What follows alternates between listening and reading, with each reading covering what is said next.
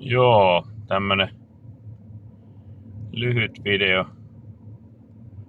pienessä pakkaskelissä Nissan Leafillä ja vähän reilu 50 kilometriä tulee tälle lenkille pituutta. Akku 97%.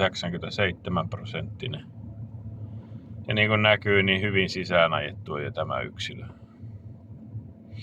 Mutta katsotaan hetken päästä lisää. Joo, eli auto on tämmönen 2017 vuoden Nissan Leaf ja 30 kilowattitunnin akulla. Akun noista kuntoisuuspalakeista, niin niistä on 10 jäljellä. 12han niitä on siellä niin uudessa akussa. Ja tripin nollasin lähteessä, että nyt on 5 kilometriä tultu. Ja on sieltä jo muutama prosentti akustakin hävinnyt. 97, kun siellä oli lähteessä.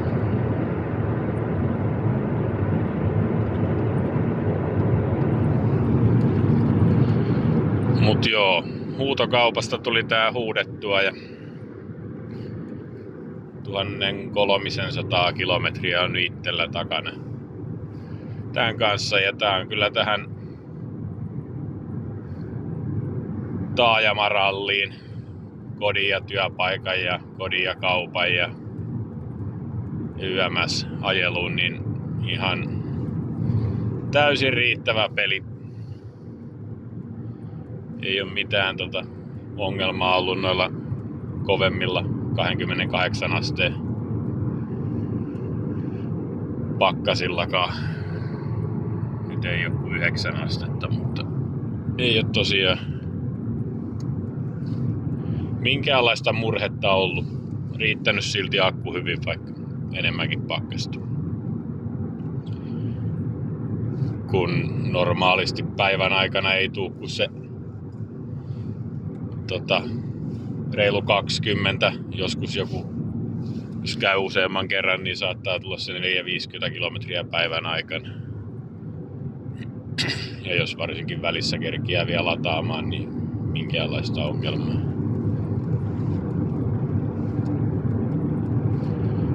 Mutta siinä mielessä ja hintaansa nähden, niin ihan täys peli. Tossa nyt mitä laskeskellut, itellä on ihan toi kiinteähintainen sähkösopimus ja viimeisen 800 kilometrin matkalta on nyt sitten ollut toi kilowattituntimittari laturin välissä ja 310 kilowattituntia on mennyt tän Nissanin kanssa. Niin ynnäilin, että se on reilu 7 euroa per 100 kilometriä. Taisi olla yli 7,5, olisiko se ollut 7,6.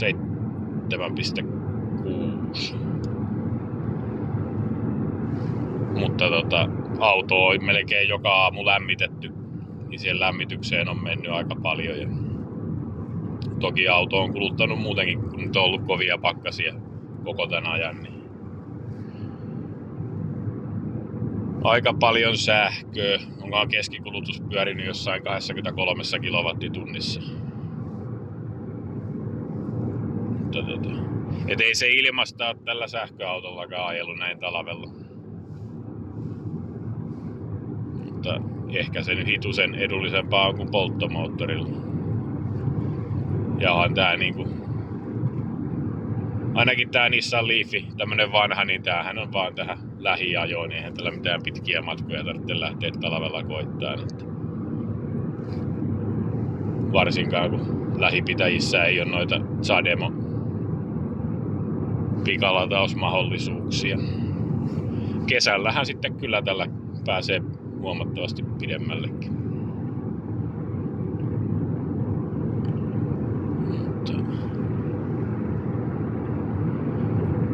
Kaiken kaikkiaan tähän kyläpyöritykseen aivan oiva kampi. Ja itellä on kaasupassatti toisena autona, niin jos sen kuluihin vertaa tuolla kiinteällä sähkösopimuksella, niin ei kauhean suurta eroa ole sitten taas sen kaasuautoon nähden. Et sillä ajaa keskimäärin 8 eurolla 100 kilometriä. Toki tässä meidän lähellä ei ole kaasuasemia, että sekin on vaan tämmönen hetken mielijohteessa ostettu, mutta omasta mielestä pitkissä matkoissa niin ihan täyspeli se kaasuautokin. Ei, jokut sanoo, että on ongelma se, kun niitä on niin harvassa niitä kaasuasemia, mutta en itse ole sitä ainakaan kokenut ongelmaksi ja todella paljon sillä liikkunut tässä Pirkanmaan ja Keski-Suomen ja Etelä-Pohjanmaan alueella. Niin ei minkäänlaista ongelmaa. Mut joo, varmaan joku isompi akkunen uudempi sähköauto, niin mikä jottei.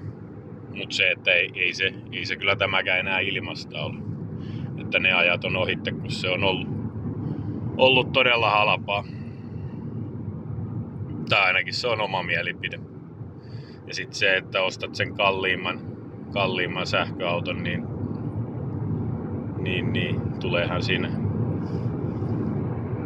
hintaa sitten arvonalenemana näissä vanhoissa autoissa, kun ei kauheasti sitä tule. Että puhutaan ihan muutamasta tuhannesta tämän Nissanin kohdalla ja samoin sen kaasupassatin kohdalla. Niin. Että kyllä näillä varmaan tämmöisellä kompolla niin kaikista halvimmat ajot on, että ei ole autossa kauheasti rahaa kiinni ja kaiken lisäksi pystyy itse nää vielä korjaamaankin. No tosin en välttämättä rupea tämän akkua itse aukaiseen, mutta nytkin katsastuksessa käytin tän, niin molemmat alatukivarret menee vaihtoon, mutta se ei ole mikään ongelma, ne on ihan helppo kotikonsteenkin vaihdella. Ja sitten on taas vuosi leimaa, muuta vikaa ei ollut tässä. Niin. Nyt on tultu 15 kilometriä ja mitäs sieltä nyt on? 16 pinnaa on hävinnyt akusta.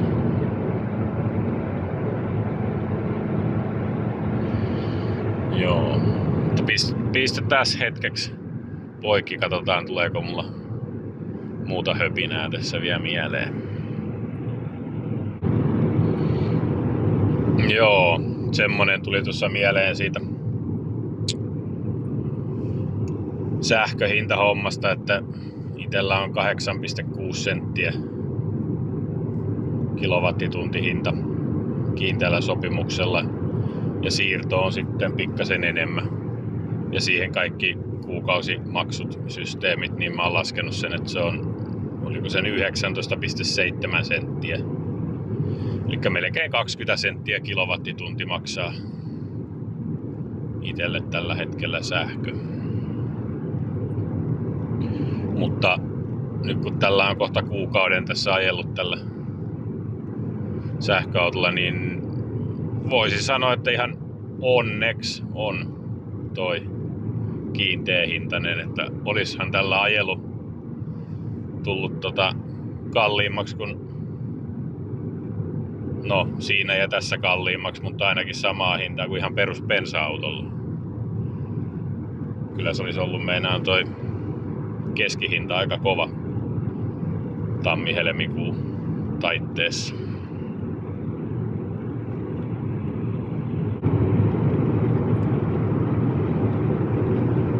Joo, ei oo pitkä matka, kun ollaan kohteessa ja saan tyttären kyytiin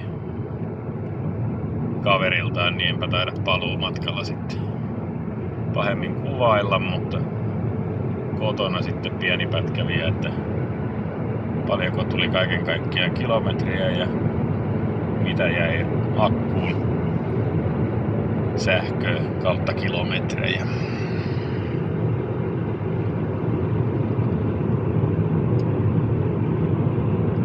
Mutta tämmösenkin reisu heittää talvellakin ihan komeesti tällä.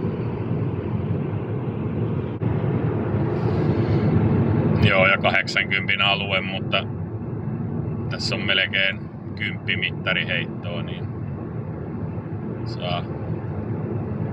saa ajella 90 komeesti ilman, että joutuu virkavallalle selittelemään tekemisiä.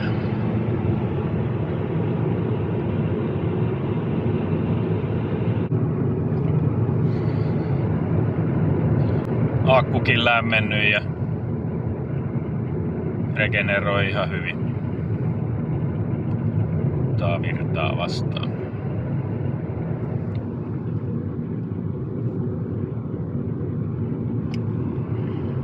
Kukas tunnistaa paikan?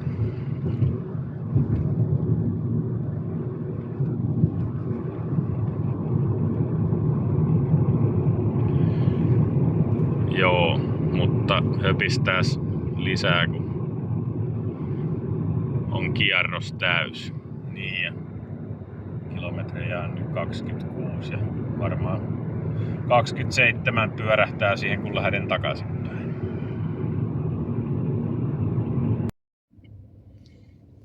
Joo. 54,3 kilometriä tuli ja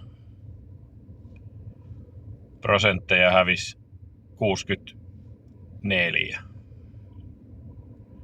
Ja mitä tosta nyt voisi sanoa, että uskaltaisiko tällä sitten ajaa tämmöisellä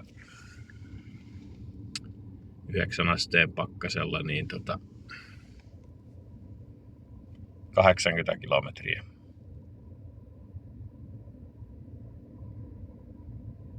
Että vähän enemmän kuin prosentti per kilometri on akusta mennyt virtaskaa liikkumiseen. Et sitten tietysti jos olisi taajamaa, niin sitä menisi vähemmän. Että toi oli nyt melkein koko matkasta 90. Että muutama pieni pätkä 60 välissä. Takaisinpäin tullessa nollasin ton keskikulutuksenkin, niin tuon 19,5 se nyt jäi. Toki nyt menee koko ajan sähköä, kun auto on vielä päällä tai käynnissä. Mitenkä tää nyt pitäisi muotoilla sähköautossa. Ja tosiaan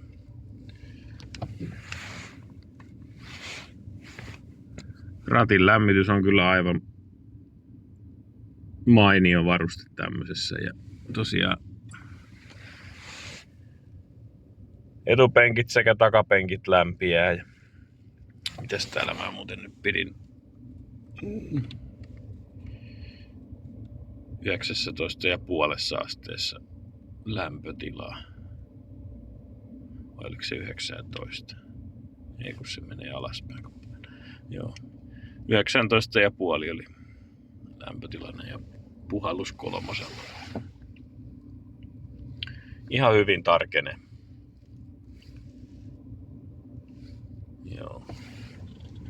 Ja mitä? 1 puuko sinne kasvatettiin. Koko näin.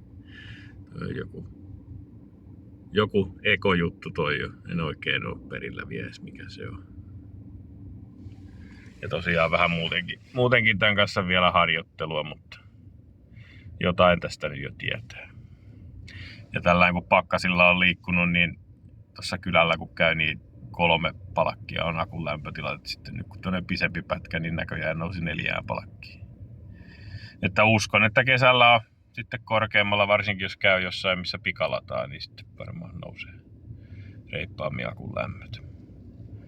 Mutta kyllä tämmöisen muutaman tonnin Nissaniksi ja sähköllä toimivaksi, niin ei yhtään pöllömpi kylän kiertoauto.